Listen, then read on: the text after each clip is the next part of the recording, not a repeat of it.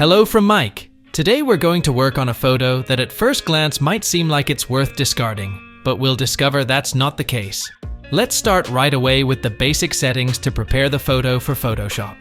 As always, I can't tell you the camera raw settings I'm using because it's very subjective to the photo we have in front of us. However, the goal should always be to adjust and balance the lights and shadows.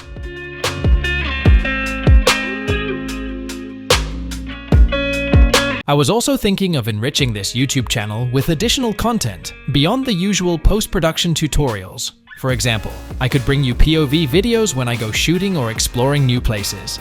Let me know what you think in the comments. I really want your opinion. And please, interact with the video by liking and subscribing. It's the only way to stand out and show YouTube that the content is valuable. Let's start right away by selecting the blue of the sky with the CT Pro Color Picker. Choose Monochromatic and click on Generate. Duplicate the layer. Click the brush button to apply. Remove the white mask. Choose a dark color that fits well with our photo. A dark 3 is perfect. Now click on Select and then Apply. Set the blending mode to Soft Light. And you'll immediately notice the dark blue effect that has formed. But we're just getting started. Let's move on. Merge everything into a new layer. Choose a low luminosity mask like a light 4 or 5.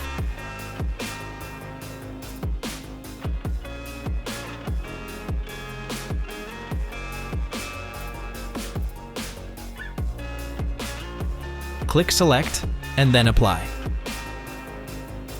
Go to Filter and then Camera Raw.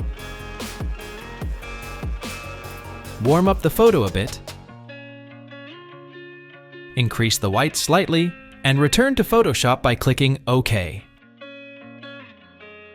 This way, we've slightly warmed up the highlights, adding a touch of complementary color to the image. Merge everything into a new layer.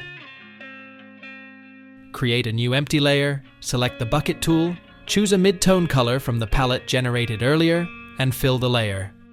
Temporarily turn it off, select a mid-2, click Select, and then Apply. Reactivate the layer, set the blending mode to Color, and reduce the opacity to around 50%. This way, we've added a little extra touch to the midtones, guiding the viewer's perception towards the cooler tones. Now, merge everything into a new layer, go to Landscape, and click on HRLA Contrast to give the image a 3-dimensional touch. Next, go to Orton Control and adjust the Orton effect according to your preferences. Remember, Depth Intensity affects the shadows by working on the lights, and Shallow Intensity affects the highlights by working on the shadows.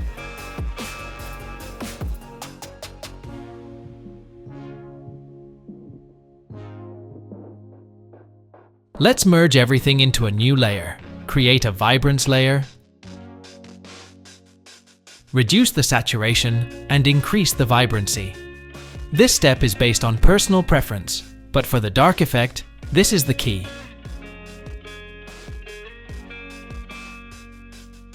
Let's take a look at where we started and where we are now. I'd say the result is already great for a photo that initially seemed like it was going to be discarded. Merge everything into a new layer, and now I'll apply the perspective warp. This is an essential technique, especially for fine art photography, because it doesn't alter the photo or make it look artificial.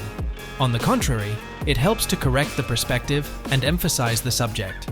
In fine art photography, composition is crucial, and often the perspective is not perfect, so adjusting it with perspective warp helps give the image a more professional touch without compromising its integrity.